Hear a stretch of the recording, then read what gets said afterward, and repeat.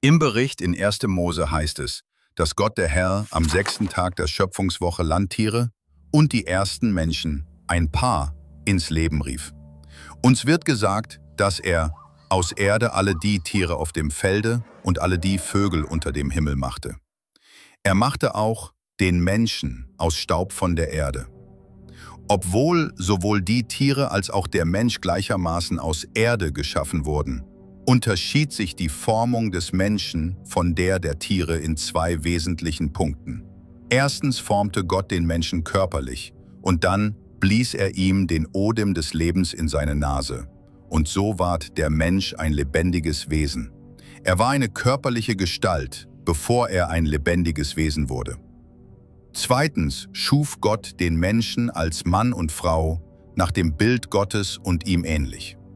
1. Mose 2,7 erklärt, dass das Einhauchen des Lebensatems in den physischen Körper Adams ihn in ein lebendiges Wesen, Hebräisch Nefesh Shaya oder wörtlich eine lebende Seele, verwandelte. Das bedeutet, dass keiner von uns eine Seele hat, die getrennt vom Körper existieren kann. Vielmehr ist jeder von uns ein lebendiges Wesen oder eine lebende Seele. Die Behauptung, dass diese Seele eine bewusste Entität ist, die getrennt vom menschlichen Körper existieren kann, ist eine heidnische, keine biblische Vorstellung. Wenn wir die wahre Natur des Menschen verstehen, erkennen wir die falsche Vorstellung einer immateriellen Seele und all die gefährlichen Irrtümer, die auf diesem Glauben aufbauen. Es gibt keine bewusste Existenz irgendeines isolierten Teils des menschlichen Wesens, der von der Person als Ganzes getrennt ist. Gott hat uns auf eine ehrfurchtgebietende und wunderbare Weise geschaffen, und wir sollten nicht über das hinaus spekulieren, was die Heilige Schrift tatsächlich über diese konkrete Angelegenheit sagt. In der Tat ist nicht nur die Natur des Lebens selbst ein Rätsel. Wissenschaftler können sich immer noch nicht darauf einigen, was es genau bedeutet, dass etwas lebendig ist.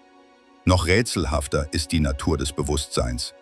Wie können die paar Kilogramm materielles Gewebe, Zellen und Chemikalien in unserem Kopf, dem Gehirn, immaterielle Dinge wie Gedanken und Emotionen speichern und erzeugen? Menschen, die sich damit befassen, räumen ein, dass wir es schlichtweg nicht wissen. Welch Wunder ist das Leben! Warum sollten wir uns nicht nur über das Geschenk des Lebens, sondern auch über das Geschenk des ewigen Lebens, ein noch größeres Wunder, freuen?